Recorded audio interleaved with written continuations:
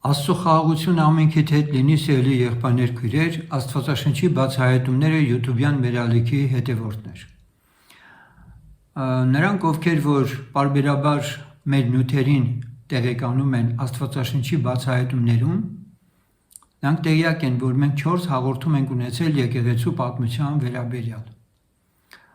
Եվ մասնավորապես մինչև 1960 թվականը մինչև Գևորգով Սերգեյ եղբոր Հայաստան այցելությունը այդ ամենը ներկայացվել է եւ կանգ ենք առել այդտեղ։ Ինչու, որովհետեւ մեր համար խիստ կարեւոր էր, որպեսզի որքան աղբյուրներ կան ավելի շատ հավաքենք եւ ընդհանուր պատկերացում կազմենք Հայաստան աշխարհում հոգեգալստական շարժման մասին։ Ձերքից տագնգավ Սամվել Նավոյանի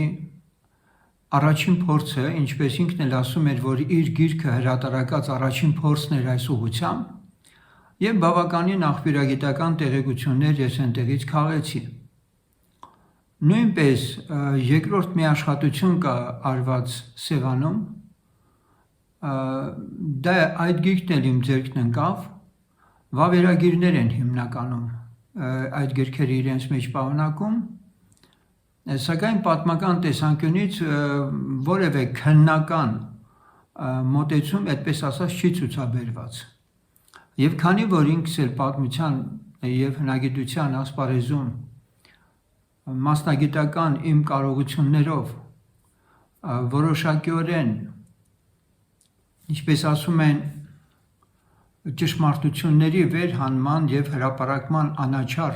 ուղղությունն եմ վերցրել, այդ իսկ պատճառով Աստծո առջև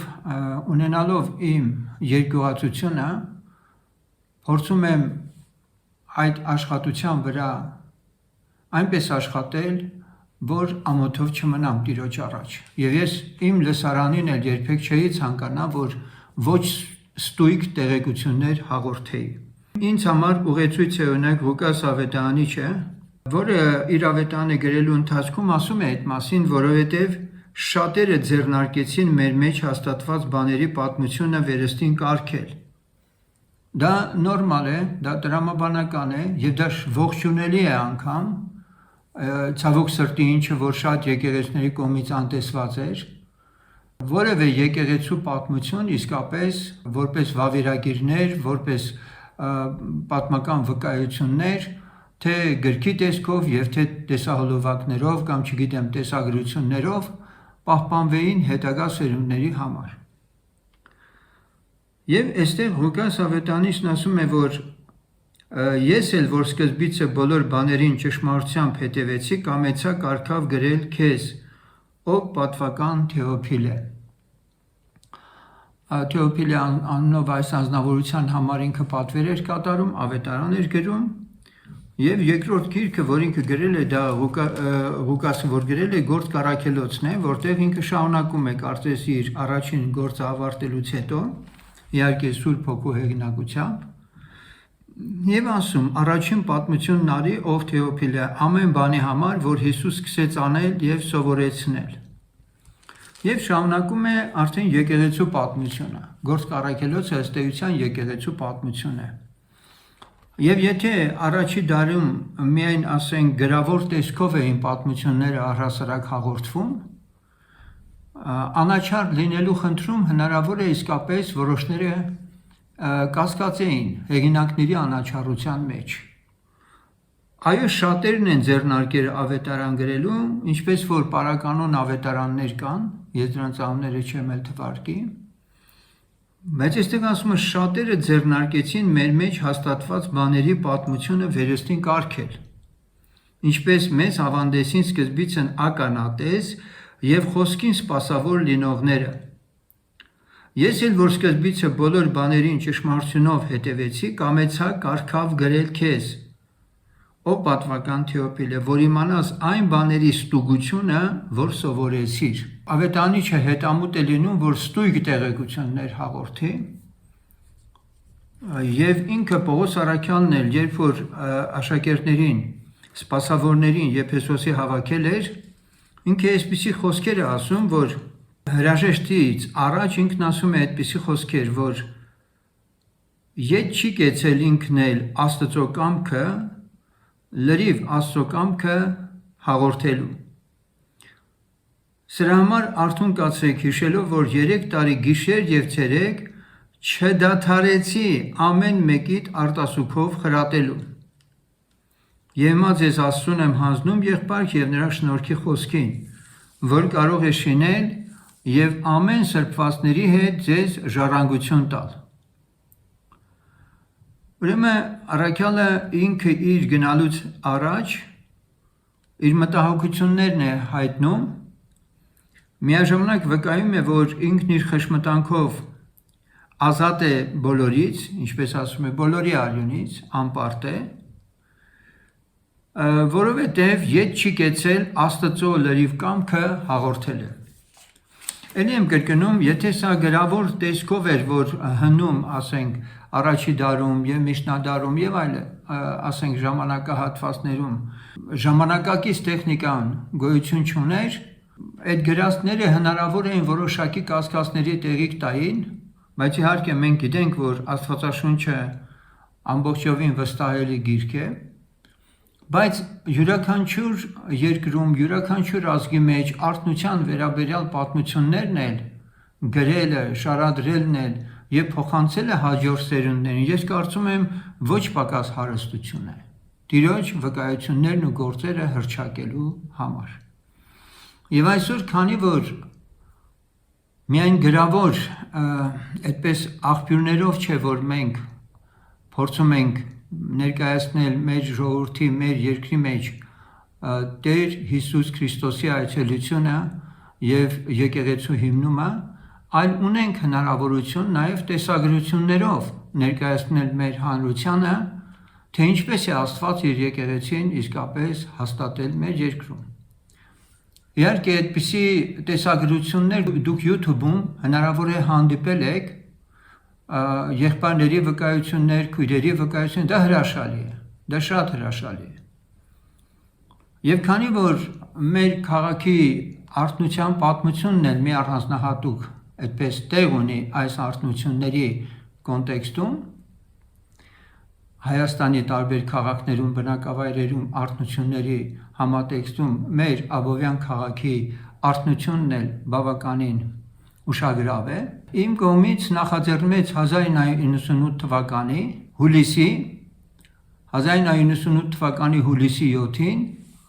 նախաձեռնեցի մի այսպես կոչված հոբելյանական ժողով։ Արդեն ես գիտեի, որ կարճ ժամանակ հետո այդ եկեղեցին տրոհվելու է մի քանի մասերի։ Եվ գնահատելով այն, ինչ որ մենք ունենք, նախաձեռնեցի նման ժողով։ Այն տեսագրությունը, որ դուք հիմա պիտի դիտեք, այդ տեսագրությունը ընդամենը մեկ ապարատով է արված, բայց եղել է նաև երկրորդ կամերան։ Ցավոք սրտի երկրորդ տեսագրությունը չեմ կարողանում ձեռք գցել, որովհետև վկայությունները, մի քանի տասնյակ վկայություններ այդ երկրորդ տեսագրությունում են, որը այդպես էլ համառորեն ինձ չի հանձնվում և ոչ էլ հանրայնացվում է։ Սա իմ համար իհարկե տխուր իրականություն է, բայց խնդրեմ, որ դուք էլ աղոտ կանեիք Աստված իսկապես այն անձնավորության ձեռքում, որում գտնվում է տեսագրությունը, այնուամենայնիվ հանձնվի ինձ, որ ես երկրորդ մասն էլ տեղադրեմ։ Սրանով ես ուզեցի ընդամենը նշել, որ թեպետ եղբայրներն ասում են ինչ հոբելյանական ժողով էր դա, որ 23-ամյակն էր Աբովյանի նշվում, գոնե 25-ամյակն էլ չէր, սակայն ըստ իս 73 թվականին, երբ որ եկեղեցու հովիվն ասում է, որ ինքն Աբովյան էր եկել և արդեն ծանոթացել էր քաղաքի մի քանի քույրերի հետ, ըստ իս հենց եկեղեցին այդ ժամանակ էլ արդեն կար։ Ուրիշ բան, որ արդեն Երևանից եղբայրներ պիտի գային և հետո տեղում սպասավորության կարգ և այլն պետքա դրվեր և այդ խումբը պետքա ձևավորվեր որպես եկեղեցի։ Այնպես որ ես չեմ ուզում տարեթվի հետ վիճելի խնդիրներ բարձրացնել 73 թվականից համարել, թե 75, կարևորն այն է, որ այդ ժողովը տեղի ունեցավ և տեսագրությունը պատմություն դարձավ։ Կուզեմ, որ համբերությամբ դիտեք այս տեսագրությունը, որը կարծում եմ նրանք, ովքեր որ Նրանցից շատերի իմիջիալոց այս տեսագրության մեջ շատերը արդեն ննջած են, Տիրոջ մոտ են, եւ նրանք ովքեր որ դեռևս կան, թող որ վերհիշեն ինչպես են սկսել եւ թող Աստծո Սուրբ Հոգին բռնկի այդ առաջվա սերը, որ բոլորի փափագն է։ Եվ այսպես ձեզ եմ հանձնում Աբովյան քաղաքի քրիստոնեական համայնքի պատմությունը, թե եկեղեցին ինչպես է հաստատվել Աբովյան քաղաքում եւ ինչպես է ընդլայնվել, ինչպես է զարգացել։ Աղոթող լինենք միմյանց համար եւ խնդրենք Տիրոջից վերջին անձրևների այսօրնյալ ժամանակահատվածում մեզ վերականգնի, բերի այն կետին, ինչպես որ մենք Աստծո խոսքում կարդում ենք, ոչ ոք որ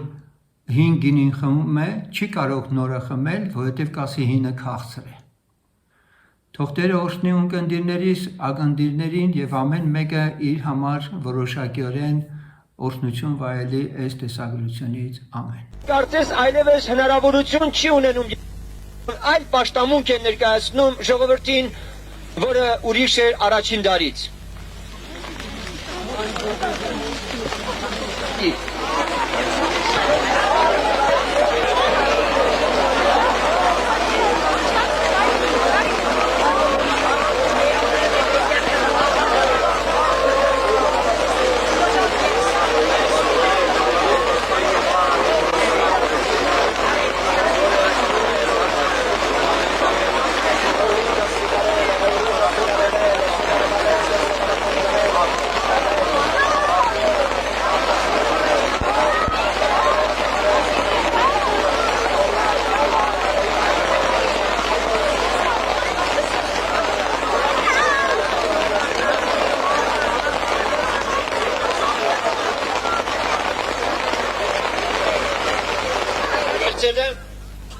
Եվ արդեն իսկ 19-րդ դարի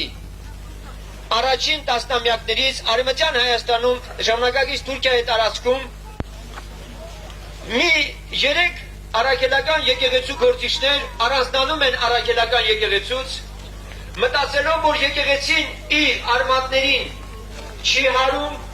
մտածիսակարգելով բազմաթիվ խճճել է ժողովրդին իր պաշտամունքի մեջ, առանձնանում են եւ որոշում բարեփոխություններ կատարել։ Մի քանի հոգեվոր առաջնորդներ եկեղեցուց առանձնանում են եւ կազմում բարեփոխումների մի ծրագիր, մի փոքրիկ խումբ եւ սկսում են ավետարանել։ Նույն ժամանակներում մեծ արտություն էր բռնկվել նաեւ Ամերիկայում։ Ամերիկայում բազմաթիվ վայրերում, ինչպես նաեւ հետագայում լուրեր են հասնում նաեւ Անգլիայում, որոշ տարբեր երկրներում, որ նույնպիսի մեծ արտություն է նկատվում նաև ասենք տվյալ երկրներում։ Եվ Ամերիկայից որոշ միսիոներներ փորձում են թափանցել Արևմտյան Հայաստան ավետարան քարոզելու, բայց երբ որ նրանք գալիս են, արդեն հայտնաբերում են, որ խումբ գոյություն ունի, որը անկեղծ ավետարան է ուզում Հայաստանում քարոզել հայերի մեջ։ Ուրեմն ինչպես տեսնում եք, ավետարանչությունը այդ արտության այդ մի նոր ալիքը չի սկսվել դրսից, այլ տեղից Աստված արդեն մի քանի սրտեր արթնացնելով, մի քանիսի հոգու աչքերը բացելով, բացահայտել է տվյալ իրավիճակը եւ այս մարդկանց սրտում դրել է ավետարանը քարոզել։ Արդեն 19-րդ դարի երկրորդ կեսից, մասնավորապես 1846 թվականին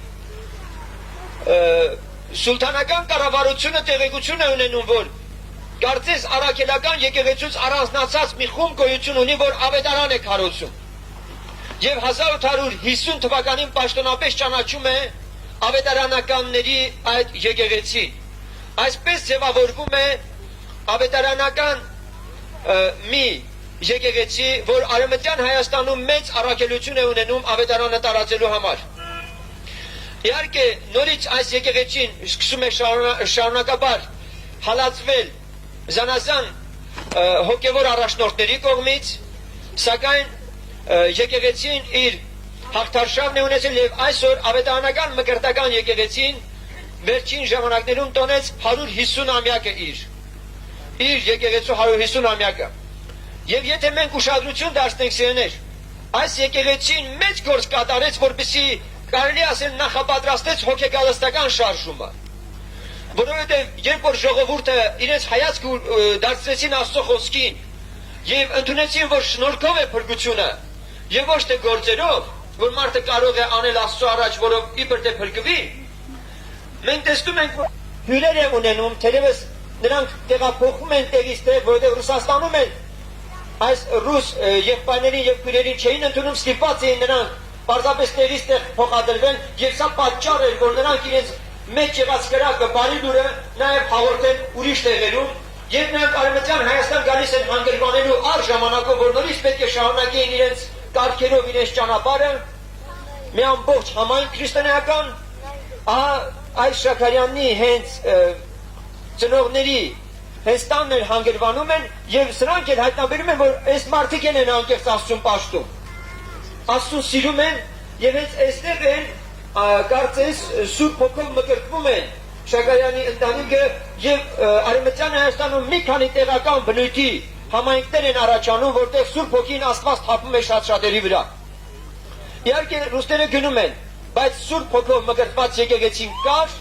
ըստ մարգարեության, որ պետք է ջարդեր տեղի ունենային ապագայում, մի քանի տարիներ հետո, սկսած 1895-96 թվականին, երբ որ Ստամբուլում ջարդերը եղան, Շաքարյանի ընտանիքը առաջիններից էր, որ ընդունում է մարգարեությունը ճշմարիտ եւ դուրս է գալիս Արևմտյան Հայաստանից։ Մենք հետագայում տեսնում ենք, որ 15 թվականին մեծ ջարդեր կոտրածներ եղան, մեծ եղեմ եղավ եւ տեղափոխվում են Ամերիկա։ Եվ մարդիկ եւ տարածվելով Ռուսաստանի շատ վայրերում միջև Սիբիր, նույնիսկ եկեղեցին արդեն հաստատված է Ռուսաստանում։ Իհարկե այս երկու մասին մի փոքր կարելի է ակնարկել, որովհետեւ կոմունիստական հեղաշրջման ժամանակ երբ ցարական կառավարությունը տապալվեց, նոր կառավարությունը սրելով էր դիմադրում ցանկացած տեսակի պաշտամունք, որովհետև անաստված մի կրոն էին ընդունել, որի անունը աթեիզմ էր, եւ բնականաբար եկեղեցին սկսեց շատ ծանր հալածական պայմաններում ավետարանը քարոզել, անլեգալ պայմաններում, գաղտնի, սակայն եկեղեցին ինչքան էլ նահատակներ տվեց, շատ նահատակներ տվեց, եկեղեցին ամուր մնաց։ Նրանցից առաջինի մասին հենց Վարանայինի մասին, որը ձերբակալվում է եւ բանտ է ներկում ցեներ, իհարկե եկեղեցությունը ակնարկին, որ 22 թվականից եղավ Ռուսաստանում, հոգեգարստական շարժումը արդեն հաստատված էր այդ թվականին, տեղեկություն կա, որ Վարանայինը որտեղ որ բանտում նստած էր, իր հետ նաեւ դատապարտված է լինում մի բարձրաստիճան անձնավորություն իր հանցանքի համար եւ եղբոր խոսքից նա ապաշխարում է։ Հետագայում որքան է կուսակցությունը, կոմունիստական կուսակցությունը փորձում է խեղաթյուրել պատմությունը, թե ինչպես է Վարանայևը նահատակվել, այնուամենայնիվ այս անձնավորությունը, որ ապաշխարել էր, նրա միջոցով մեծ տեղեկություն է հասել հավաստի կերպով, թե Վարանայևը ինչպես է նահատակվել։ Նույն ձևով էլ մեր քաղաքում Աստված իր ողորմությունն արել, որի մասին մի փոքր հետո կլսենք։ Վերջապես եկեղեցին արդեն կար, այն պայմաններում, ինչ պայմաններում Ռուսաստանի եկեղեցին էր հալածանքաշում, նույն պայմաններում մեր եղբայրներն են հալածվել եւ այդպես շարունակվեց մինչեւ 70-ական թվականների վերջերը։ Իհարկե եկեղեցին հավաքվում էր այսպիսի տեղերում, դաշտում, անտառում։ Մենք չունեինք մեծ սրահներ, որտեղ հավաքվեինք, եւ սա մեր միշտ պաշտամունքն է, անձրևները եկել են, ակիրոջը։ Ուրեմն ամեն բան այնպես է, կարծես որ ճիշտ այն ձևով լինի, ինչ ձևով որ եկեղեցին հիմնադրվել է եւ այդ ձևով շարունակել է իր գործը։ Վերջապես 80-ական թվականների սկզբից կարծես երբ իշխանությունները կոմունիստական կամաց իրենց տեղը արդեն զիջում էին, մինոր արտություն սկսվեց եւ 90-ական մինչեւ 80-ական թվականների կեսերը արդեն մենք ունեինք Աբովյան քաղաքում 60-70 հոգուց բաղկացած մի եկեղեցի, որ ինչպես ասվեց քիչ հետո մենք դիլեսենք առանձին անհատների, որ շատ կարևոր է թե ինչպես եղավ այդ ամենը, իսկ 90-ական թվականների սկզբից մենք արդեն սրահներում կարողացանք հավաքվել։ Մինչև այդ պարագաները մենք միշտ հավաքվել ենք այսպիսի պայմաններում ցեներ։ Եվ եթե ես եմ կրկնում առաջին դարու եկեղեցին դուք գնայիք, նույն բանը պիտի տեսնեիք, եւ քիչ հետո այդ նույն ավանդության պես է մենք պետք է պաշտամունքը վարենք, պաշտամունքը այդպես ասած անցկացնենք։ Ուրեմն ինչպես տեսնում եք եկեղեցին մեծ ճանապարհ անցավ, մինչև որ այսօրվան հասան։ Ահա այստեղ հավաքված մեր կյանքն է անմար, դուք ուրեր երգեցեք, վարք չի սերն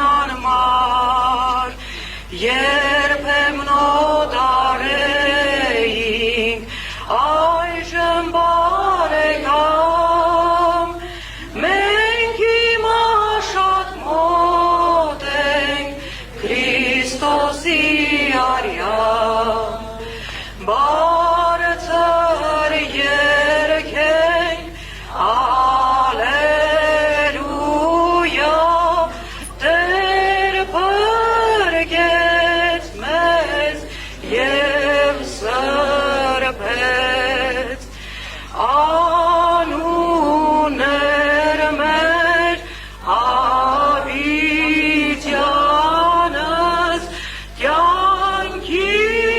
գրքի մեջ գրեց,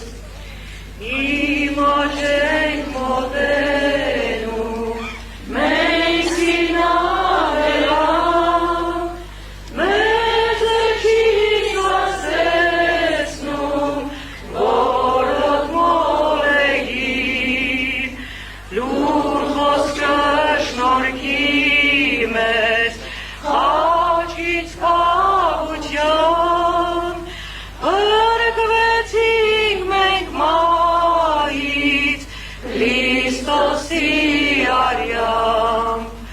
բարձր երգենք, ալելույա,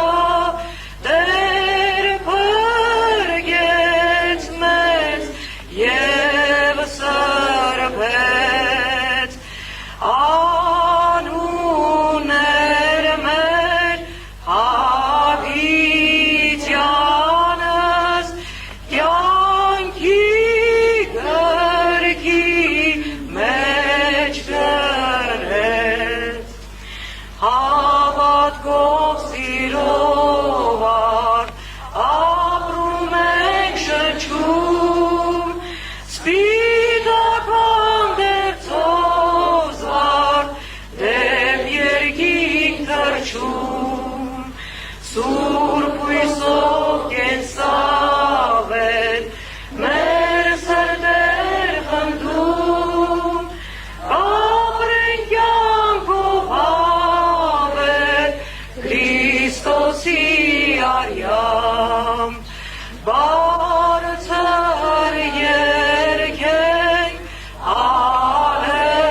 ալելույա, Տեր բարգեց մեզ և սրբեց, անուներ մեր հավիտյանս, կյանքի գրքի մեջ գրեց։ Շարունակում ենք, սիրելիներ, ինչպես եղբայրը խոսքում ասաց, Սերգեյ եղբոր Հայաստան այցելությամբ, Երևան այցելությամբ, Երևանում սկսվեց արթնությունը, այսինքն Սուրբ Հոգու կրակը իջավ մի քանիսի վրա, ավետարանական եկեղեցու մի քանի անդամների վրա, Սուրբ Հոգով լցվեցին, հետևանքը նա եղավ, որ եկեղեցու հովիվը որպես հերձվածողներ եկեղեցուց դուրս հանեց։ Ամբիոնից հայտարարեց, որ սա սատանայից է, չարից է, որպես օտարուսմունք դուրս հանեց եկեղեցուց, որտեղ աննվիրնելի էր, բայց ես ասեմ, հետո այդ հովիվ եղբայրը, երբ որ Ամերիկա գնաց, ես այդպես լսեցի, հասկացավ ինչումն է բանը և իր սխալը ուղղեց։ Երբ որ ես տեսնում եմ իմ շուրջը, երիտասարդների մեջ շարժը, իրանց ուրախությունը և կյանքը իմ վրա ազդեց։ Եվ ես ասեմ, խոսքը, խոսողը, վկայողները եղբայրներ են, որ չունեին հոգևոր ուսում, բայց մի բան, Աստծո սիրո կրակը, Սուրբ Հոգու կրակը իրանց սրտերում էր և խոսքը շատ ազդեցիկ էր, շատ զորեղ էր։ Ինչպես այսօր խոստովանում ենք, որ արթնությունը հիմնականում, այսպես կարելի ասել, մեր քույրիկների միջոցով է։ Քույրիկները ավելի շատ են վկայում, ինչի, որովհետև իրոք սիրո կրակ իրանց սրտերում է, իրանց խոսքը զորեղ է, ասում են և ապաշխարում են։ Երբ որ ես տեսել էի Տիրոջ մասին, իհարկե իմ մոտ անհանգստություն էր։ Իսկապես, եթե Աստված կա, ոչ թե պետք է խելքից դուրս ապրել, այլ պետք է ապրել Աստծո օրենքով, Աստծո կանոնով։ Եվ իմ սրտում դերի, եթե համոզվեմ ինքը կա, ես իրան կպաշտեմ։ Եվ 68 թվի մարտի 5-ին, երբ որ մտորումների մեջ էի, մոտեցա մի եղբոր, մի ամսվա ապաշխարած էր։ Եվ իմ հարցերով իրան դիմեցին։ Եղբայրը շատ բարձ խոսեց։ Եվ երբ որ սկսեց խոսել Տիրոջ մասին, Տիրոջ սիրո մասին, այդ ժամանակ ոնց որ երկնքից մի ձեռք իմ վրա իջներ եւ իմ մտքի վրայից մի վարակույր մի քող ենքոն քաշեց։ Եվ արդեն ես ստեցի տեսնել իմ համար իրականություն էր Աստված կա եւ ինձ սիրում է։ Եվ այդ եղբայրը վերջում ինձ ասեց, եթե ուզում ես գիրք կարդալ, շատ բարի, քեզ գիրք կտամ, ասի եղբայր ջան,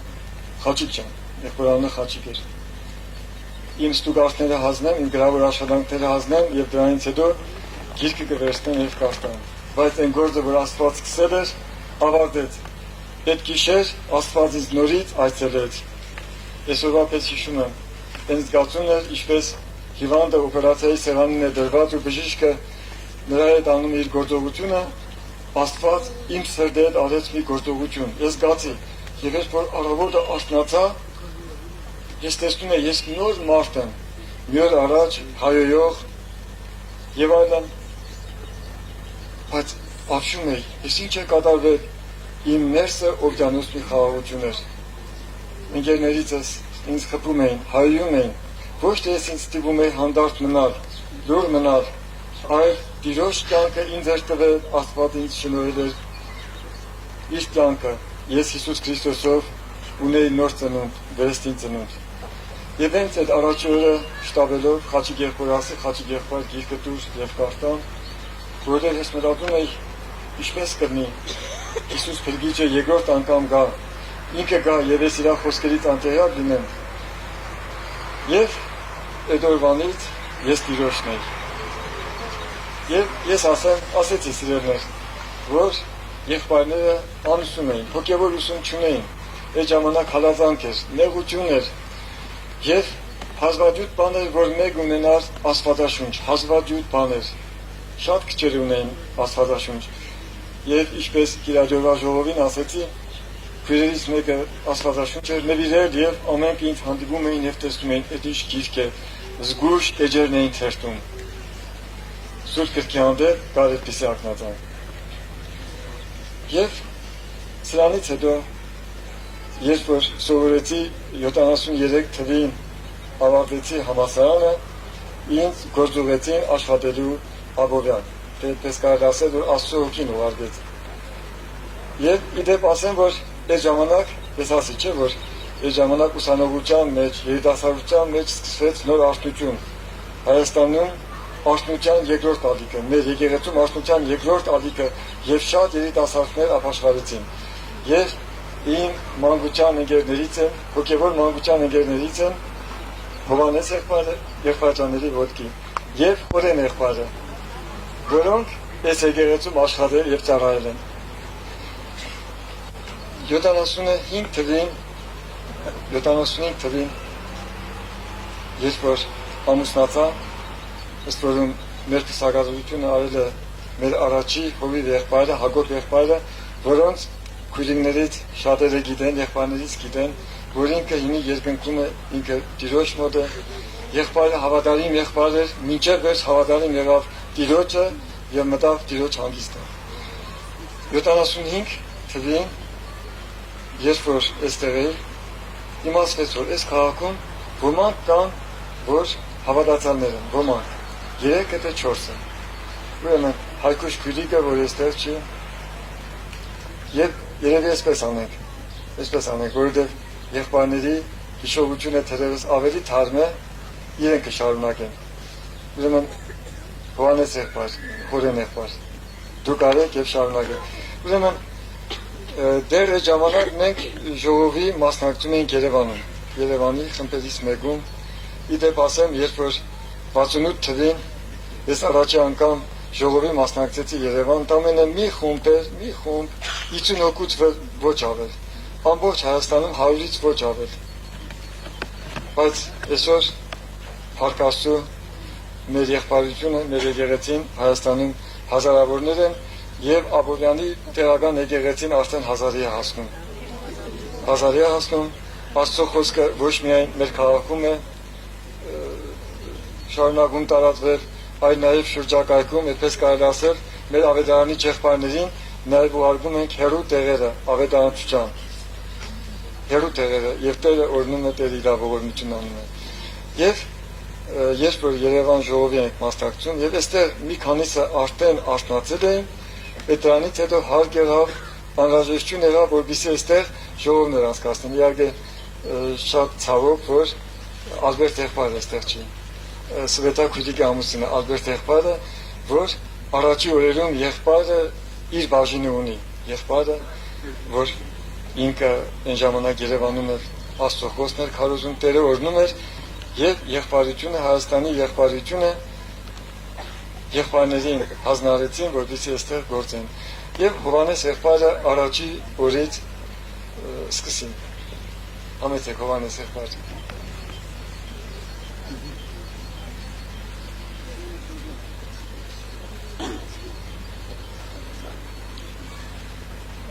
Ուրեմն սիրելիներ, Սամվել եղբայրը կա ներկայացրեց այդ առաջի օրերի մասին Աբովյանի եկեղեցում, որ հավաքույթներ էր եղնում, այդ ժամանակ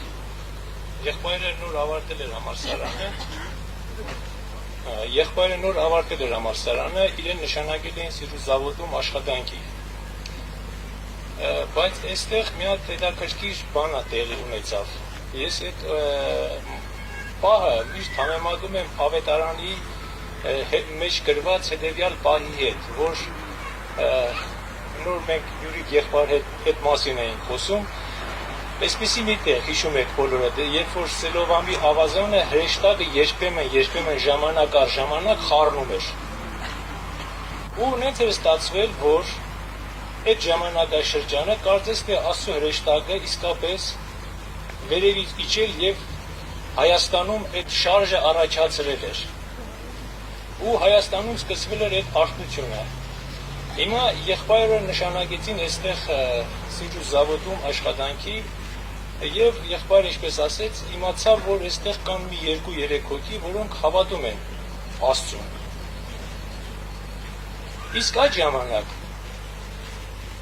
Երևան քաղաքում սկսվել էր ուժեղ արթնություն էր սկսվել Ընդ որում ես ուզում եմ ներկայացնել այդ արթնության հիմնական էությունը եւ հետո տեղափոխենք նորից Աբովյան։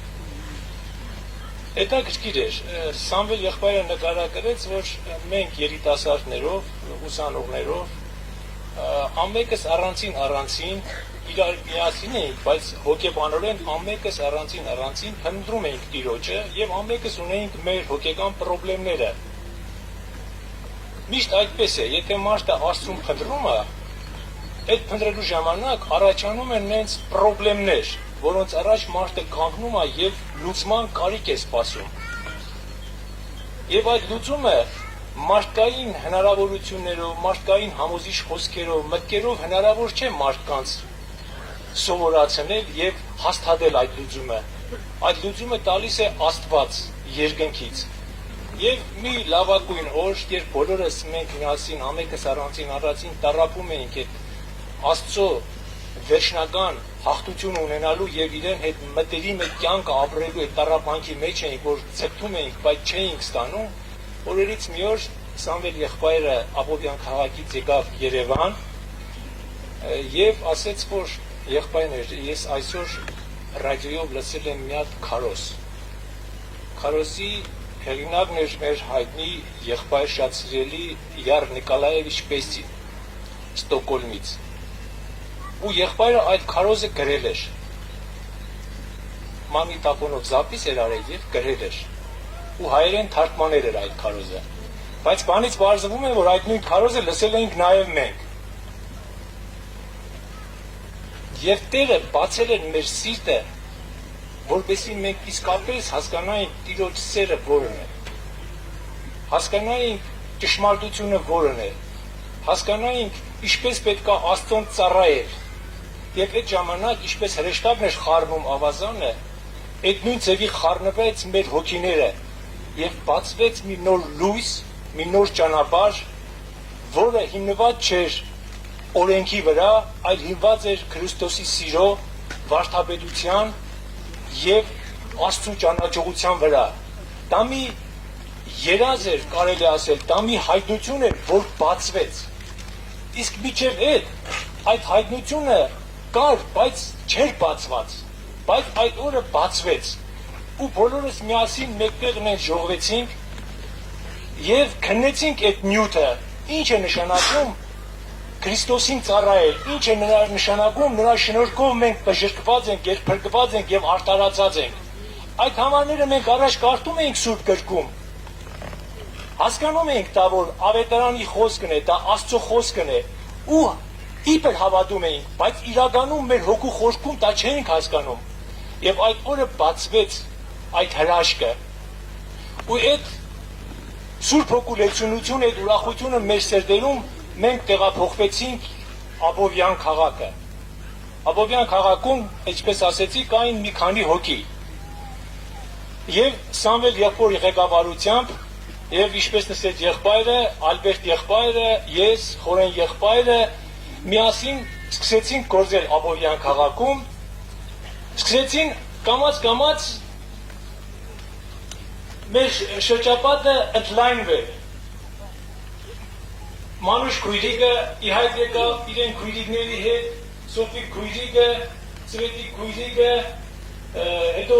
Թելման եղբայր կար հետագայում, ես չգիտեմ ինք էստեղ է, թե էստեղ չի, իրեն ընտանիքով։ Թելման եղբայրը, և տենց ընտանիքները կամաց սկսեցին հաճախել եկեղեցի, արդեն ձևավորված եկեղեցի։ Ամեն ինչ են ձեռք բերին այս տիրոջից։ Ձեռք բերի տիրոջից, և Աստված օրհնեց մեր եղբայրը։ Ու այսպես կառուցվեց Երևանի եկեղեցին, Աբովյանի եկեղեցին։ Աբովյանի եկեղեցին, որ այսպես կառուցվեց, այդ Սուրբ Հոգու կրակը ամեն օր ինչ որ մեզ տալիս էր Աստված Սուրբ Հոգու ձեռքով, ինչ որ մեզ տալիս էր Աստված Սուրբ Հոգու ձեռքով, ամեն օր մենք մատուցում էինք մեր սիրելի եղբայրներին եւ քույրերին։ Եվ Աստված օրհնում էր այս եկեղեցին։ Աստված օրհնում էր այս եկեղեցին։ Հետագայում այս եկեղեցու ընթացքը այնպես մեծ արագությամբ էր նենց աճում,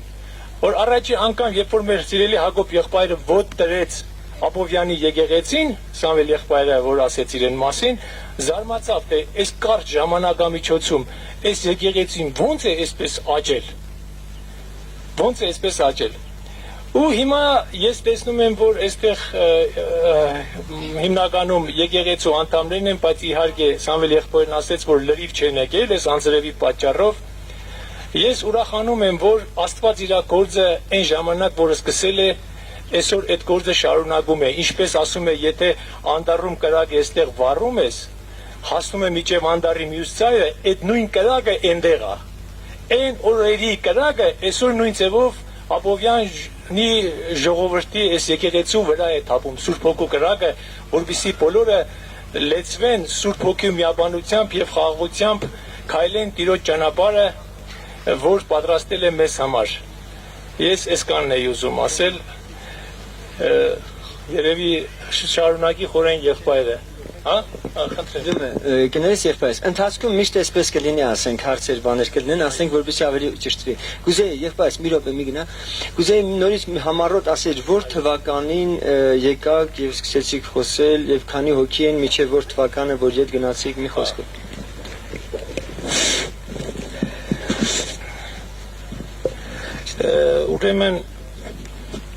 Ուրեմն Սրետիկ, դու ավելի լավ կհիշես։ Քույրերը են, լավ հիշում են։ 75 թվականի աշունը, ուրեմն 75 թվականին, չէ ավելի շուտ, Սամվել եղբայր։ 70 Թողան, միկրոֆոնը չի հասնում, ովքեր հենց 75 թվի այս բաներին տեղյակ են, թող առաջ գան մի փոքր։ Թելման եղբայր երևի ով էր։ Մանուշ քույրը։ Մանուշ քույրը։ Չէ, արի վկայի թե ինչպես է ապաշխարել քույրիկս։ Հա, ճիշտ է։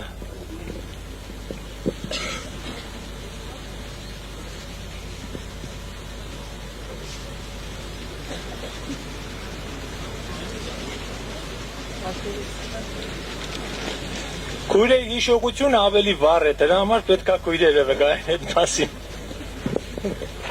Փառք Տիրոջ։ Ուրեմն այդ ժամանակները 75 թվի ոչ թե աշնանն էր, այլ հունիսի թե հուլիսի մեջ էր, որովհետև ես այդ լավ եմ հիշում, արդեն աշնանը ես ջրով մկրտվա։ Այդ ճիշտն ասած այսպես եղավ իմ ապաշխարությունը, մեր հայգուշ քույրիկը լուսաբանից եկավ գործարանում, թե ես Սուրբ Հոգի եմ ստացել։ Դե մենք անտեղյակ Սուրբ Հոգու մասին ոչինչ չգիտեին, նույնիսկ ես Աստծու մասին էլ ոչինչ չգիտեի։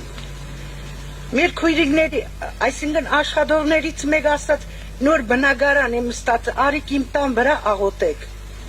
Իհարկե հայգուշին ասեցին, ես էլ իր հետ գնացի, որպես աշխատող ընկերուհի։ Ծնգի եկանք գլխաշորչ կար,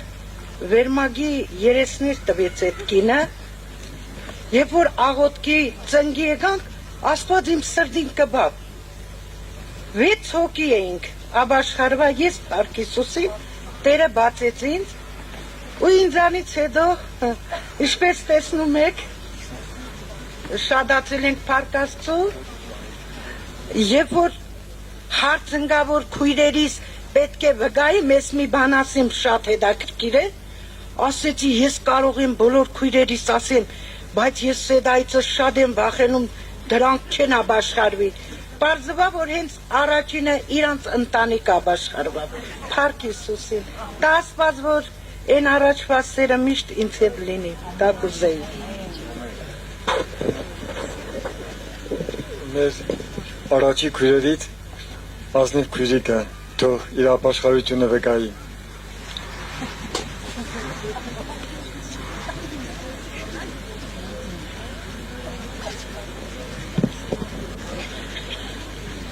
Փառք մեր Աստծուն, իմ քույր եղբայրներ, հարազատներ, ես Տիրոջից գոյ եմ, որ իմ աղոթներս լսել է, այսօր իմ աշկս տեսնիք է, բոլոր իմ քույր եղբայրներս ես կան շատ ավելի շատ շատանա։ Երբ որ Աստծու խոսքը մանուշս ինձի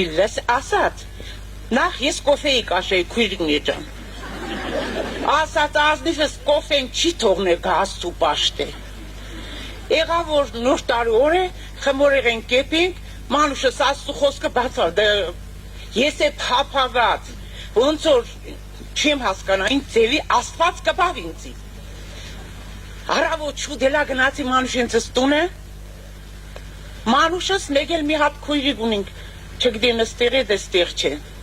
Այդ քույրիկս նստան ծնգի եկան Սուրբ Հոգով աղոթեցին։ Երբ որ այդ Սուրբ Հոգու աղոթքը չլսեցի, ամբողջ մարմինս մի հատ կրակ վառվավ։ Ասեցի, ես ինչ բան է ասած իրենց միջից խոսում է։ Փառավորվի մեր Տերը, նախ Տիրոջ սերած գործը 6 ամիս զոր ու գիշեր պետք որ ես պատմեմ իրեն երած հրաշքները։ Փառք մեր Աստծուն։ 6 քուրով այսօր մենք Տիրոջ մեջ ենք։ Մենք Սամվել եղբորսոր տեսանք։ Առաջի անգամը, դե քուրերով մենք չունենք եղբայր։ Եղբայրներս քաղաքից գուկային։ Գիշերը գելենք դեց կերտայինք։ Ժամը 6-ին 7-ին գելենք, որ 8-ին հասնենք դեց իրենց հետ մասնակցեինք։ Գոյություն Աստծուս։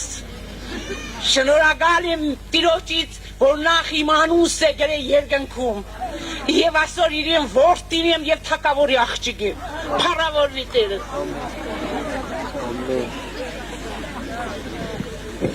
Ուրեմն մեր առաջի ժողովները արվել է Աբովյանում եւ ուրեմն նոր հաճան, նոր գեղին եւ մյուս տեղը Բիրեղավան։ Նոր գեղում առաջի ժողովները կարծեմ անցկացրել է Խորեն եղբայրը։ Ուղղակի նոր գեղի եղբայրները երևի չեն իմանում, եղբայրները քույրերը չեն իմանում, ելի Խորեն եղբայր։ Այնտեղ Խորեն եղբայրը ժողովները անցկացրել, հնարավոր է մեր քնար քույրը երևի հիշի։ Սիլվայից տուն է, Խաշմերուգում մի հատ կին կար, Սիլվա, իրաց տունը ժողով էր արվում, 5 քույրյաններ, տեսներ, որոնք Աստծուն են դարձել, որոնք իրանց կյանքը կապել են Աստծու հետ,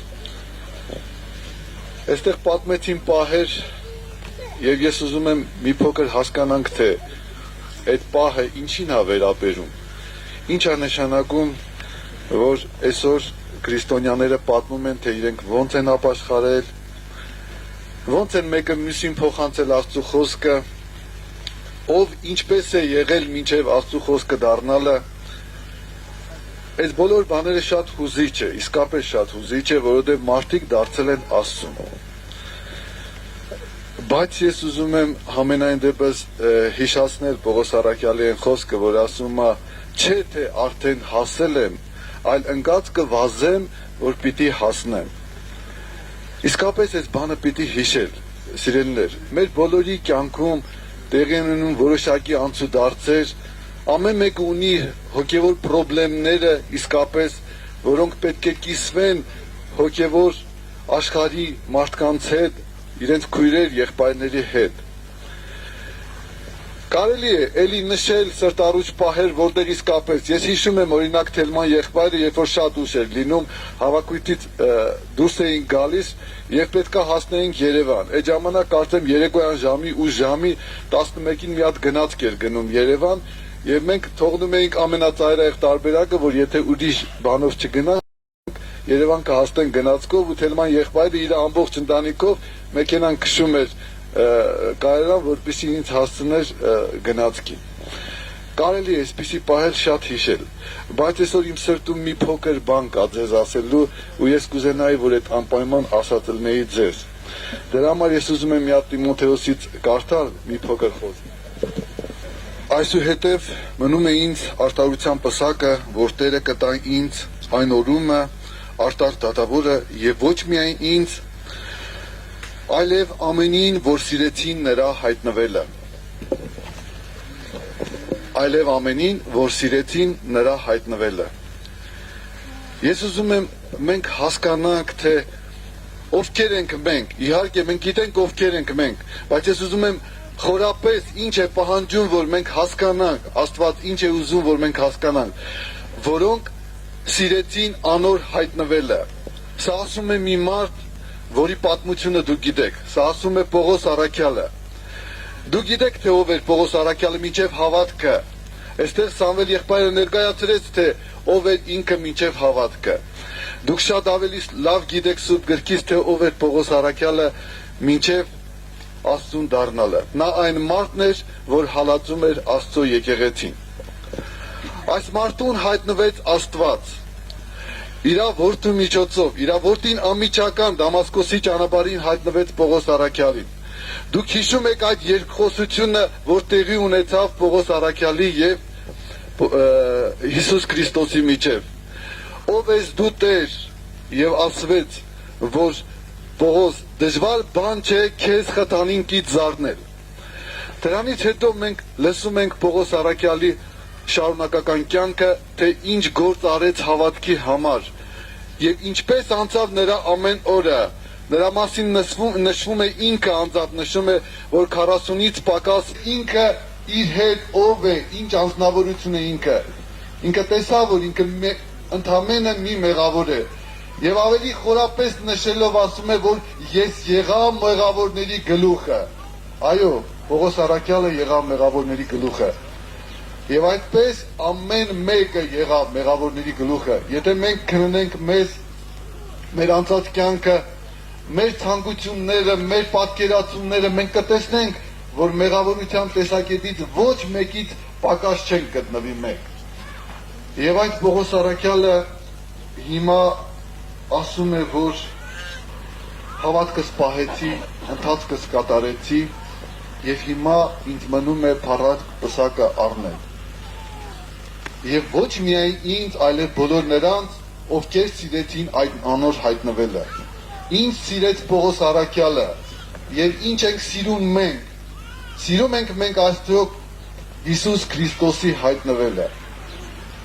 Եվ այսօր ամեն մի պահի, ամեն օր քրիստոնյայի համար կանգնում է այդ հարցը։ Սիրում է արդյոք Քրիստոսի հայտնվելը։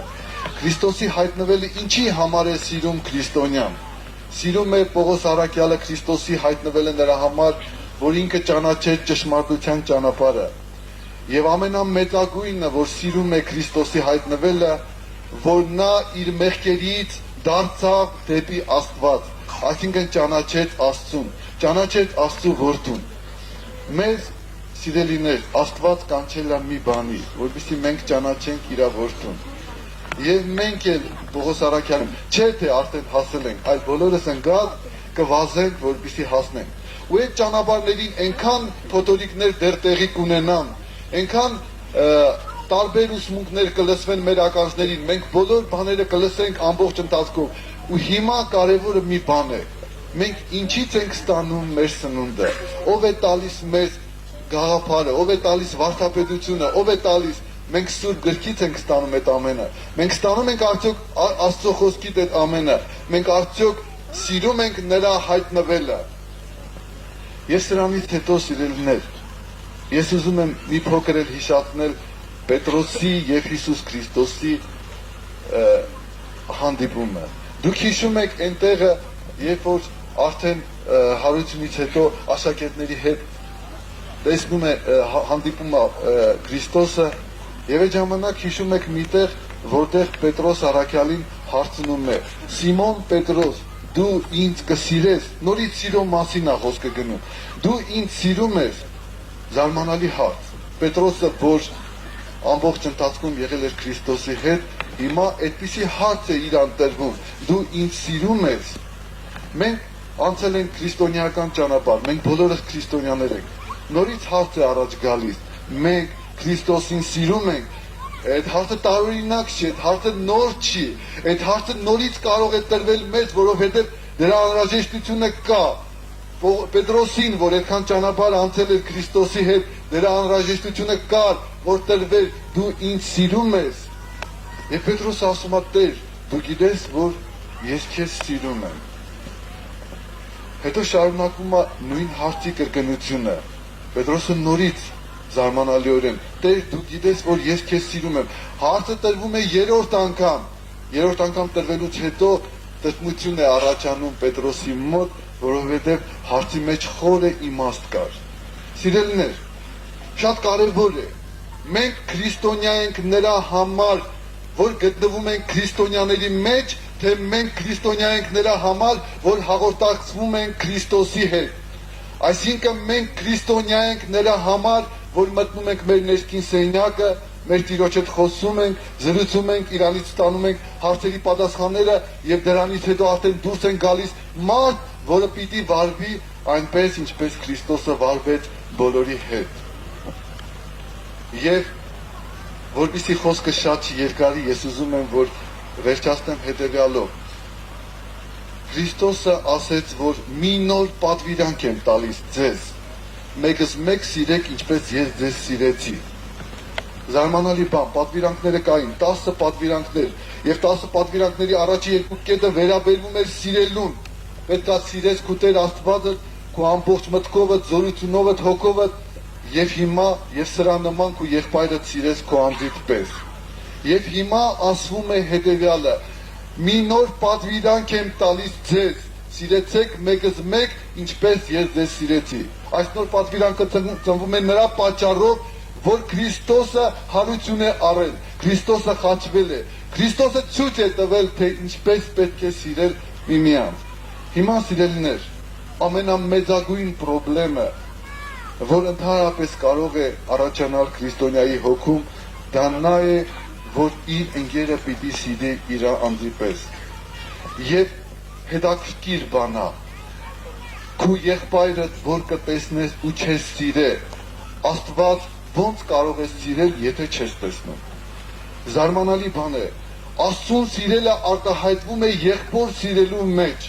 քրոջ սիրելու մեջ, եւ դա է վկայում նրա մասին, որ դու սիրում ես Աստծուն։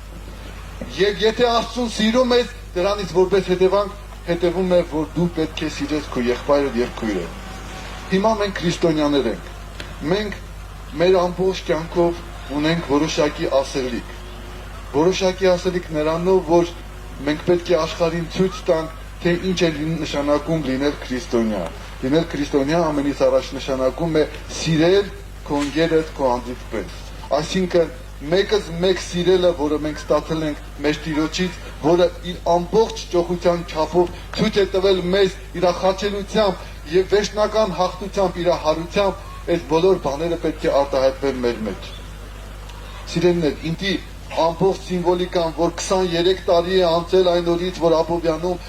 ասենք տեղի ունեցել հավաքներ եւ այսօր այսքան աճ տվել, մեր ուրախությունը ավելի մեծ կլինի, երբ մենք տարիներ հետո տեսնենք, որ այդ եկեղեցին ունի սերը, որի մասին պատմվում է ամբողջ աշխարհում, որ սրանք այն մարդիկ են, որոնք իրար ված չեն ցանկանում, որոնք իրար սիրում են, որոնք ամեն պահի իրար հետ, այս սա է արժեքը, որ մենք կարող ենք հանդես գալ որպես քրիստոնյաներ։ Ուրեմն 75 թվի սկզբից իմացվեց, որ այստեղ մեր քաղաքում մի քանիսը կան, Սուրբ Հոգով են մկրտված եւ Երևանի եղբայրներ, ասենք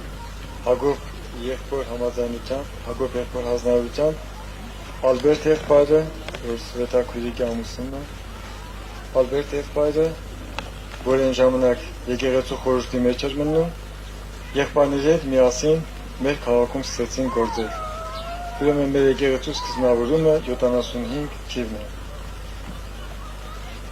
Շատ լավ։ Ասամ եղբայր,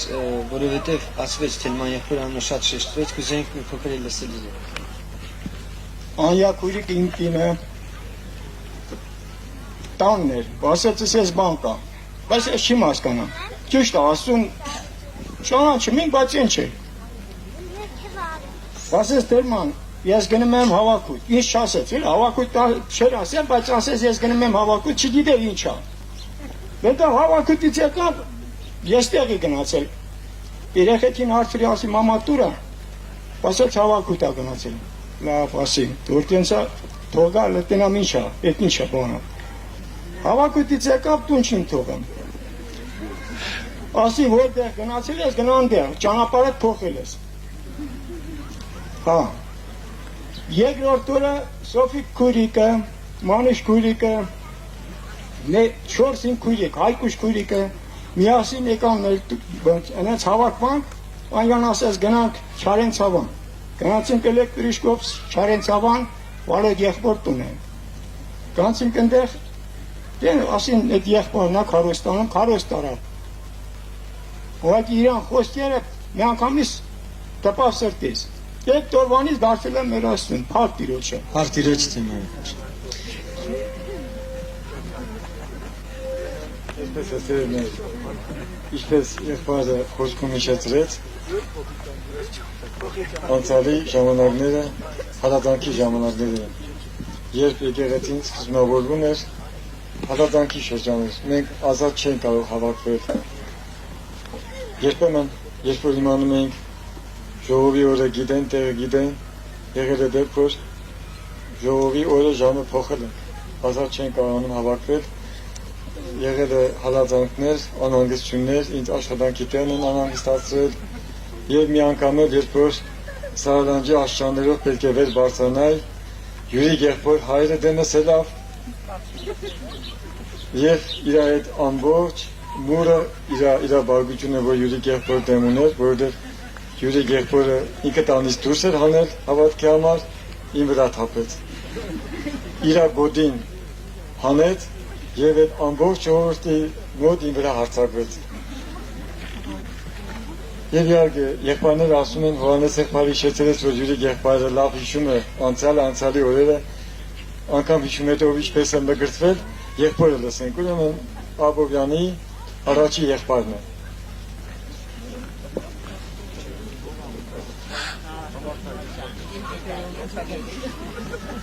Ոչինչ չպահես, լրիվ ասա։ Քանի որ այսպիսի հնարավորություն կա, մակավությունը տալու, ինչպես Աստծուն դարել, դա շատ կարևոր է, որ յուրաքանչյուրն իմանա եւ անձնապես յուրաքանչյուրն է։ Աբովյանում ասենք թե հավատքը, քանի որ ասենք թե սկզբից Հայկուշ քույրը իր ակվոր միջոցով իմացել է հավատքի մասին, հոգով մկրտվել է հետո ասել Անահիտ քվորը թիրման եղբոր կնոջ իրանք էլ շենքում մորուսին ասե, հարևաններին ասե եւ նրանք էլ գնում են ասենք հավաքվում են իր հետ աղոթք են անում դեսին ժամանակ ասենք թե 9-րդ դասարան երեխա է դպրոցական այդ 9-րդ դասարանում է որ հավատքի մասին լսել է դե մայրս գնում էր իրանց հետ աղոթք էր անում այդ որ Հովհաննես եղբայրը ասում էր փորձությունների մեջ է եղբայրը գտնվում ես շատ է ջղայնանում մորս վրա որ գնում է մի քիչ շանում է արդեն ջղայնանում է մորս վրա բարկացածի ուժեղ բարկացածի դեն ժամանակ էլ չարի շատ է չար ասենք թե շատ է նեղացնում ասենք ծնողներից մի րոպե յուզի եղբայր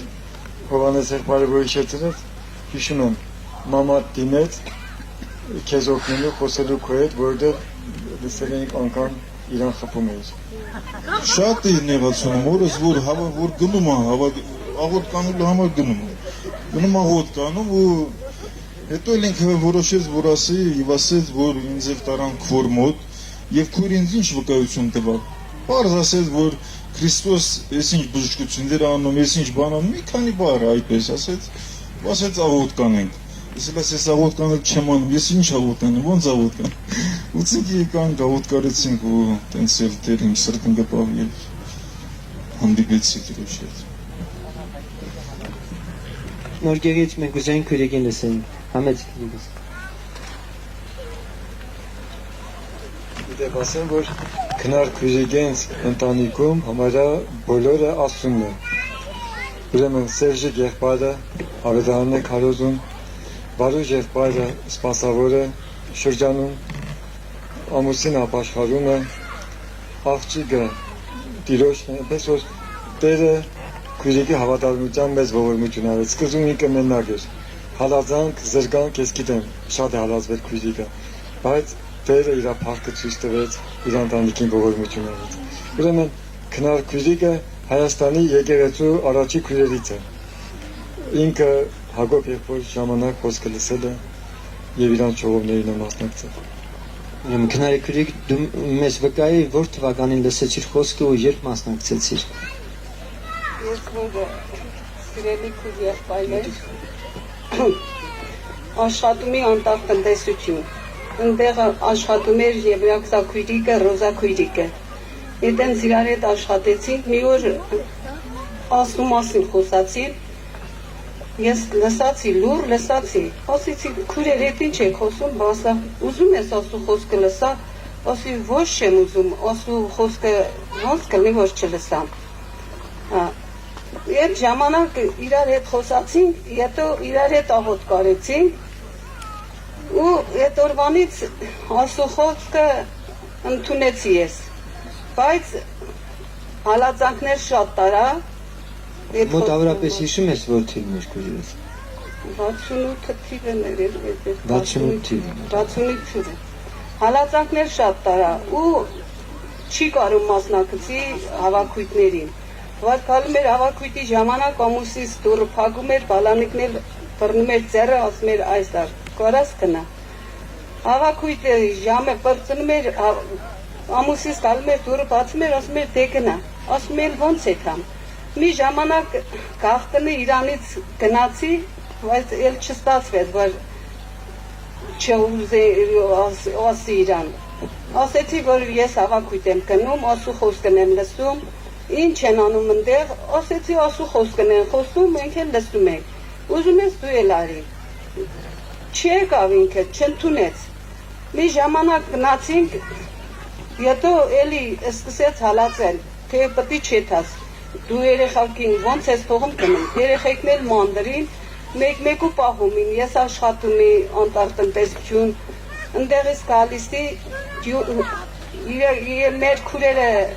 Գյուղի մեջն եմ Ես Ունչասկում եմ ապրում Մենակի Ասում եմ մենակ դու ուր ես էլ մեզ եթում ես Տենողը տենա չի ասա Ետ որտեղ ես գնում Ես էլ ասում եմ տենողը ինչ պտի ասա Ես գնում եմ ասու ճանապարհով Մի ժամանակ շատ հալածանքներ տարա Հետո 5-ը հիվանդացավ Հոգեկան հիվանդացավ 5-ից 6 տարի Այդ ցավով տառապեց Ես էլ իրա հետ մի ասեցի մի ժամանակ անցավ այդ հիվանդությունը 2 տարի անցավ 2 տարի անցավ նորից կրկնվավ մեր Կարապատ եղբայրը որ Չարենցավանից է ինի գտնվում է Ամերիկայում եկա մեր տունը իր քենու աղջիկը իմ հարսն է Սերժիկի կինն է եկա մեր տուն ասի եղբայր ոնց կլինի ես ամեն տարի ես հիվանդությունը կրկնվում է ինչ անեմ ոնց անեմ ասավ քույրիկ ջան այդ հիվանդությունը դրա ոչ սիրտն է ցավում ոչ էլ գլուխն է ցավում էդի միշտ էլ կկրկնվի էդի հիվանդանոց չի բուժվի բասի ոնց անեմ ասավ աղոթքով պետք է բուժվի եղբայրը ինձ ասավ որ կգնաս Սամվել եղբորը կասեց, որ մեր 2-ից 3 եղբայր շաբաթվա մեջ Քնարքուրիկ կներես, որովհետև դու շեշտեցիր արդեն Աբովյանի եղբայրներին, դու որ ժամանակից սկսած հարեցիր Աբովյանի եկեղեցին, ճիշտ է 68 թվականից դու գնում ես Երևան պաշտամունքների, բայց որ արդեն Աբովյանի հետ հարել է եւ մի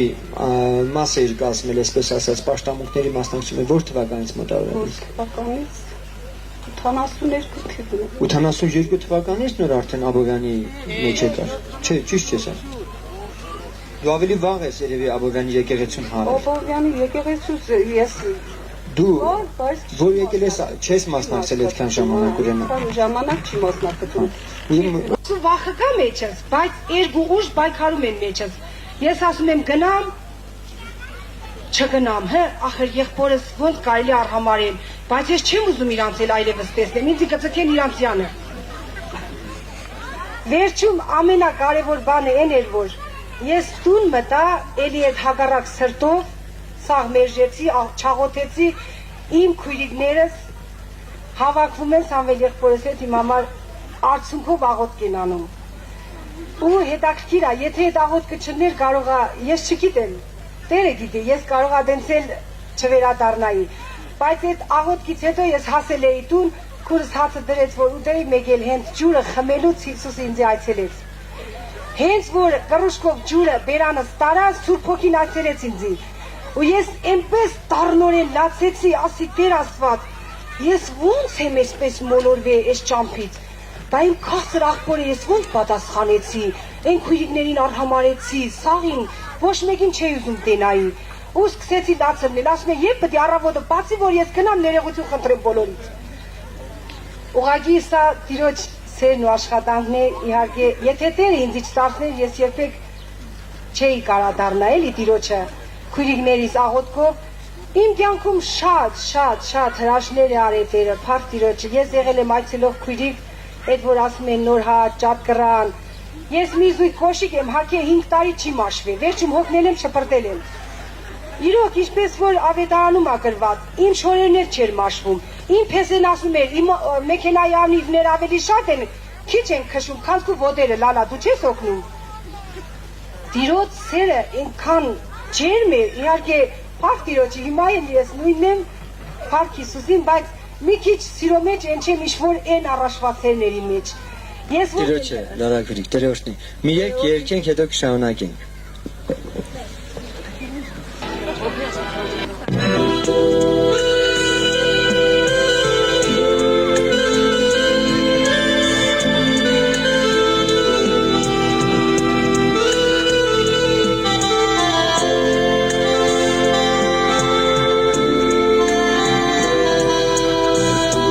Մեր ճամփան է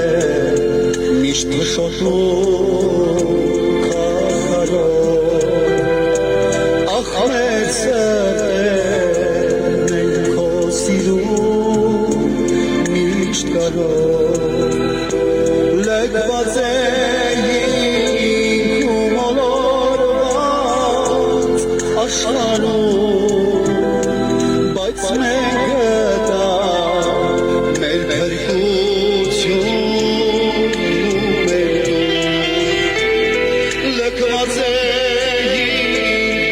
Love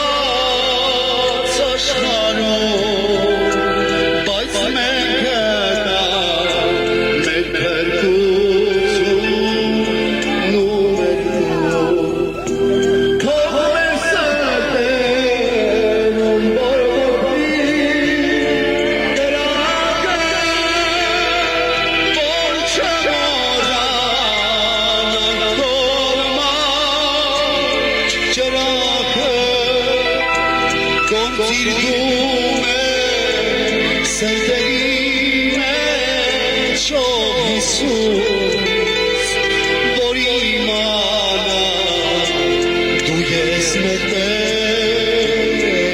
և հուս, գործիրգում է սրտերի մեջ ով Հիսուս, որ իմանա դու ես մտերը և հուս, կա աշխարհում արդյոք այդքան շատ մեծ է, կամ հոգատար ու տանջված այսպես է, ոնց մոռանամ քո վերքերը, ով Հիսուս, կամ էլ խոցված քո ձեռքերը, ով իմ լույս, ոնց մոռանամ քո վերքերը, ով Հիսուս, կամ էլ խոցված քո ձեռքերը, ով իմ լույս, թող մեր սրտերում բորբոքվի կրակը, որ չմոռանանք քո նման ճրագը, գործիրգում է սրտերի մեջ ով Հիսուս, որ իմանա դու ես մտերը և հուս, գործիրգում է սրտերի մեջ ով Հիսուս, որ իմանա դու ես մտերը և հուս,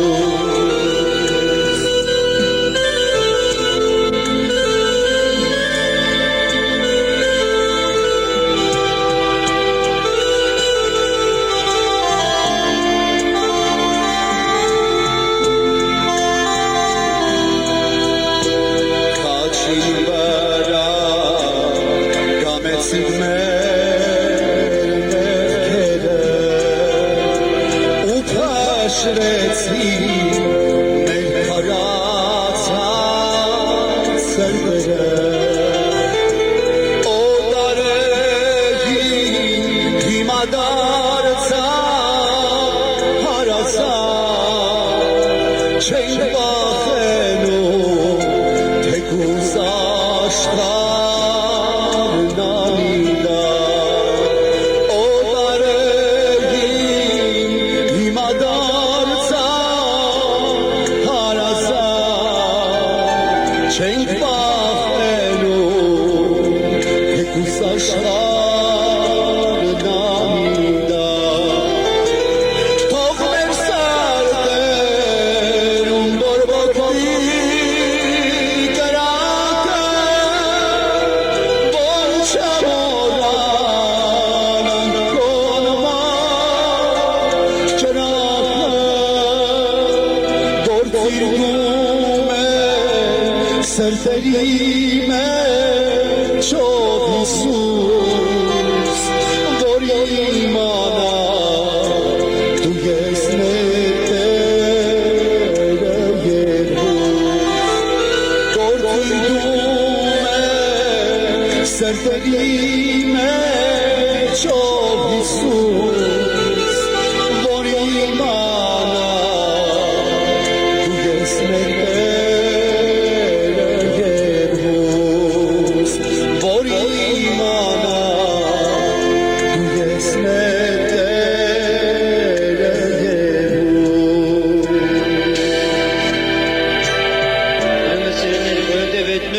Ոչ հավատքի մեջ են, հավատացյալ հետ հավատացյալ են, անհավատի հետ անհավատ։ Ես հավատում եմ, որ Տերը երկուսին էլ մեծ ողորմություն կանի ու իրան փառախը կբերի։ Եթե հույսով Ամեն, ամեն։ աղաղակում եմ ու սպասում եմ։ Հաճախակի այն աղաղակները երկինք բարձրանում։ Ու տես Տերը մեծ ողորմություն արեց։ Պապաս պատասխանել էր, ինչա գժվել ես Ջամալ, այդ ինչ ես առաջարկություններ անում։ Ու տենց Տերը մեծ ողորմություն արեց մեծ եղբորս էլ, երկու հիվանդություն ունեցավ իր վրա, արդեն մահվան իր վերջի շունչն էր, ասենք որտեղ որ պարկած էր դիսպանսեր հիվանդանոցում, ինքը պալատում 6 հոգի էին, որից 5-ը մահացան, իսկ ինքը կենթանի մնաց, քանի որ Տիրոջ խոսքը լսեց, ապաշխարեց, բժշկվեց, Տերը մեծ ողորմություն, մեծ շարժ սկսեց մեր ընտանիքում, երբ որ եղբայրս ապաշխարեց։ Փարթիրոջը հիշեցնեմ, որ քույրիկի պապան էլ ապաշխարեց իսկապես։ Հա, ես սրտի խորքից շնորհակալ։ Ասենք մահվան կողմում իր հետ խոսեցի, նույնիսկ եղբայրներից էլ հանդիպել ենք ու գիտենք, որ ինքը Տիրոջ մոտ է հիմա։ Տերը օրհնի։ Փարթիրոջ, Սոֆի քույրիկ համեցի։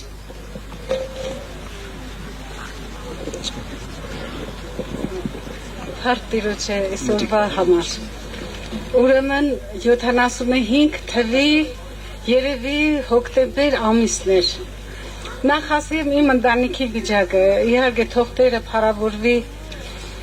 Այդ ժամանակ ծնվել էին Գոհարիկս ու Գայանս։ Ուրեմն Գոհարիկս տարապուն էր բրոխյալնի ասմայով, իսկ Գայանես գաջաջ երեխա էր, հիպետրոֆիկա կոչվում, չէր աճում։ Այդ ընթացքում ամուսինս դիսպանսեր հիվանդանոցում պարգած էր գեղձերի տուբերկուլոզով։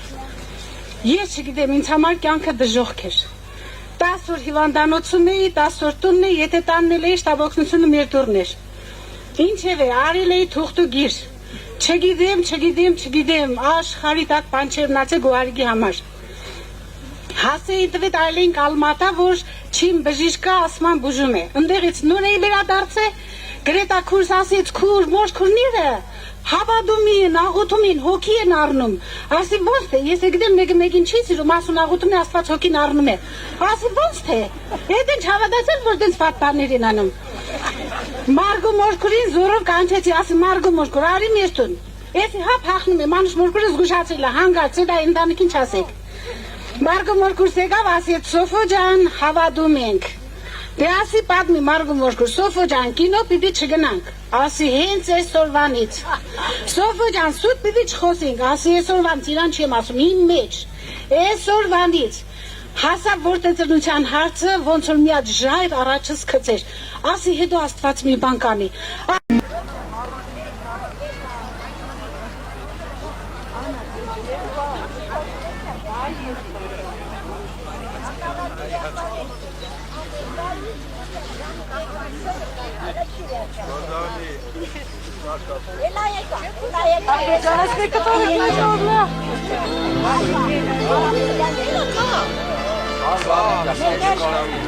Եկել ասավ ոյ Աստված քե օրշնի կարմի կողպեք ջան դեմ քերսի կաղցրես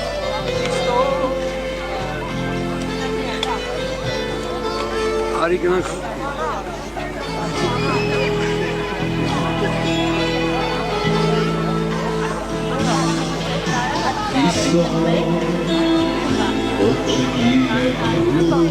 Ay, bari.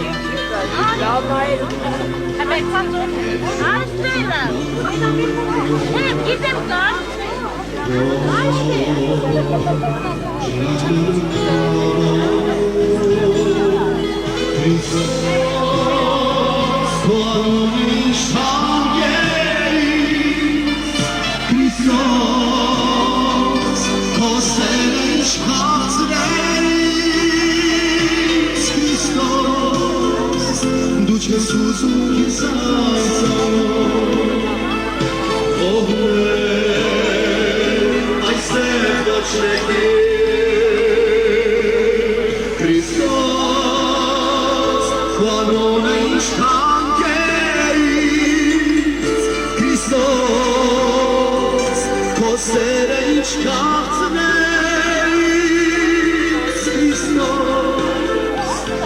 Jesus,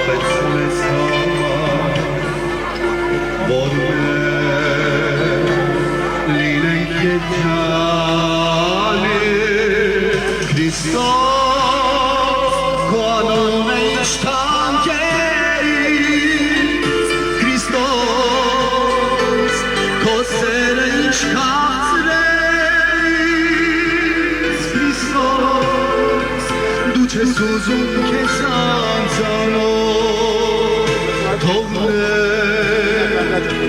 այստեղ մեզ Քրիստոս կորսեր ինչ խացրել մեզ Քրիստոս դու չես ուզում դու քեզ անձանով թողնել այստեղ ոչ մեկի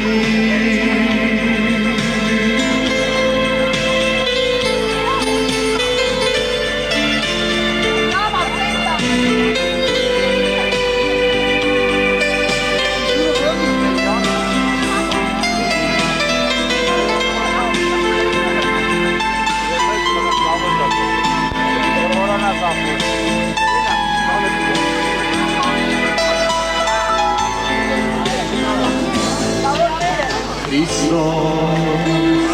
լուսավորից խոսինով Քոշնորքով լեցրու կատակությունի Իմ խոսքը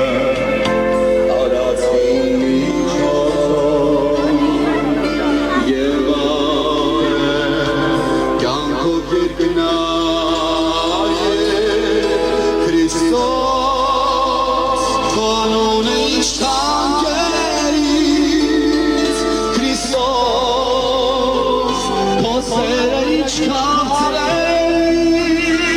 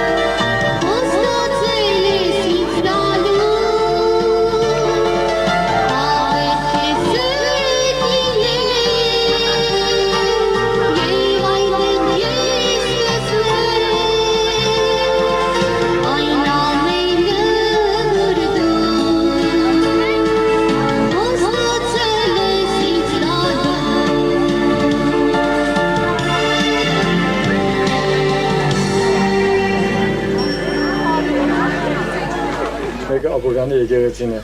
Մեր մոտ չի եղել ոչ մի բաժանում, եկեղեցին մեկ է։ Եվ ես պետք է ասեմ, սիրելիներ, սա ունի իր պատճառը։ Եվ սրա պատճառներից մեկը նա է, որ առաջերերում այստեղ մարդիկ են խոսել եւ քարոզել, որոնք հասկացել են Ավետարանի էությունը։ Մարդիկ, որ Աստծո առջև ամբողջովին եղել են խոնարհված։ Սա է։ Եվ երբ որ ուրիշ տեղերի նայում ենք, խոստովանում ենք, որ այո, այնտեղ անհանգստություններ եւ դժվարություններ են այն պատճառով, որովհետեւ այնտեղ առաջինը այս մարդիկ են գործել,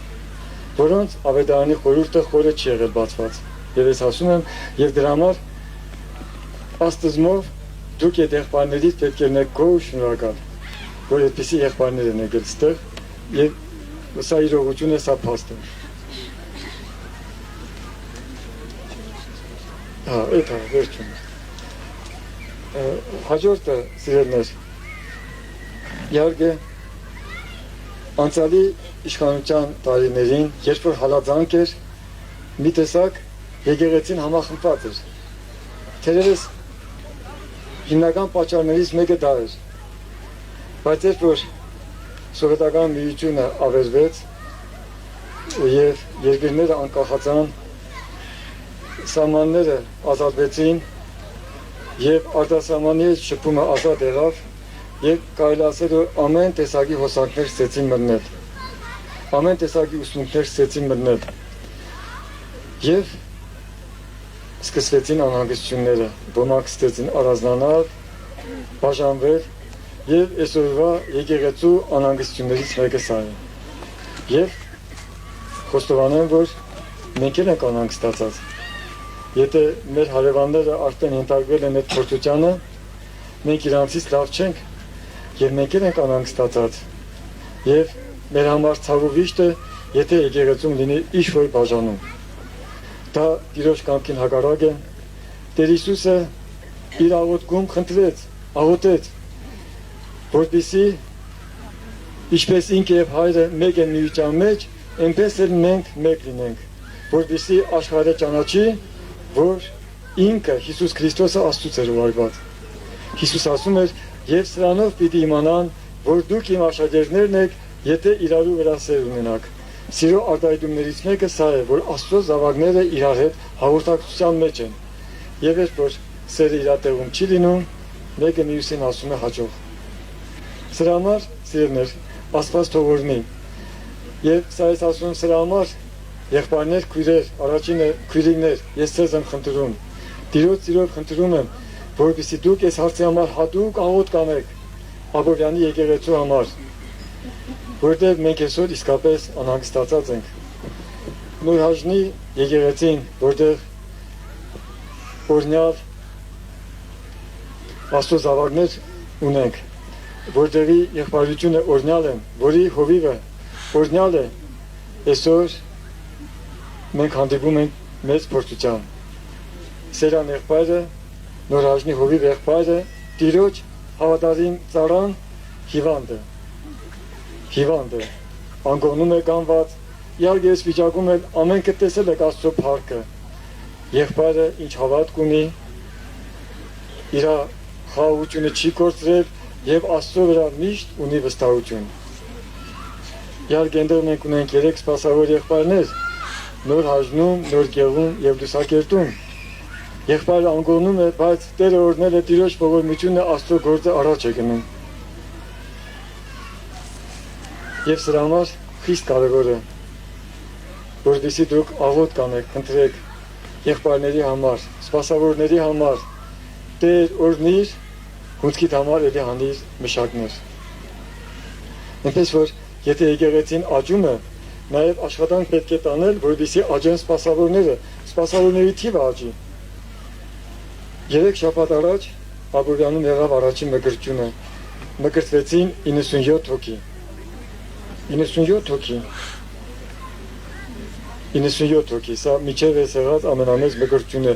Եվ այս տարվա մեջ ես կարծում եմ, թե 2 թե 3 անգամ ավել պետք է մկրտվեն, որտեղ այդպես է, հունցքին նայելով, աշխատանքին նայելով այդպես է ստացվում։ Եվ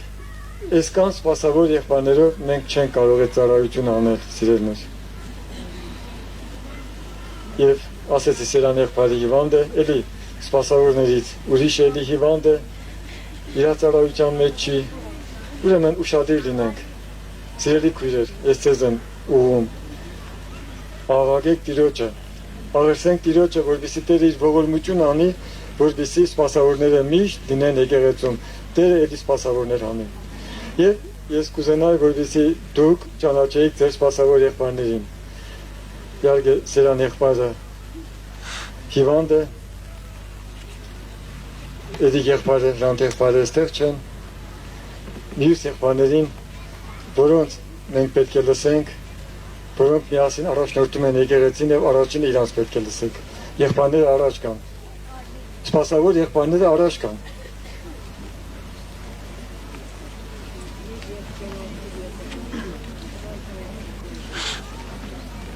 Ուրեմն Աբովյանի սպասավոր եղբայրներին գիտեք, մեր Կամոյի սպասավոր, Նոր Գեղում Արմենակ եղբայրը, Դուսակերտի սպասավոր եղբայրը, Խնգո եղբայրը չի եկել։ Այո, հարկերի պատճառով եղբայրը չի եկել։ Եվ արդեն լսեցիք մեր սիրելի եղբայրը Բարիսը Արագածի շրջանի սպասավորն է, մեր սարգսակ եղբայրն է։ Ուրեմն այսպես է սիրելիներ։ Եվ եկեղեցին, եկեղեցու թիվը արդեն 1000-ի է հասնում։ Պետք է աղոտ կանեք, որպեսզի Տեր ցույց տուր նրանց, որոնց դու հովության ես կանչել, որտեղ Տեր Հիսուսն է, որ այդ գործի մեջ պետք է դնի, որտեղ գրված է, եւ նա մի քանիսին, Հիսուսը մի քանիսին կարգեց առաքյալներ, մարգարեներ, ավետարանիչներ, հովիվներ ու վարդապետներ։ Ուրեմն ես կուզենայի, որ մի աղոթք անենք սրա համար, Տեր, օրհնիր մեր սպասավորներին, ողորմություն արա, օրհնիր, որպեսզի եկեղեցին մեկ լինի, օրհնիր եկեղեցին դու պահիր օդար ամեն քամիներից, օրհնիր եւ ֆունքիդ համար նորից հանիր մշակներ։ Փառքը հայտնիր բժշկելով մեր եղբորը, որպեսզի ամեն աչք տեսնի քո փառքը ողորմածներ, որպեսզի քո անունը մեծարվի հետանոսների մեջ Տեր Աստված, որպեսզի ամենքը տեսնեն, որ դու կենդանի Աստված ես։ Ողորմածներ նաև խնդրում ենք այս անձրևի համար, որ դու դադարեցնես, որպեսզի մեր ժողովը շարունակվի։ Փառավորվես ու մեծարվես Հայրը, Որդին, Աստված։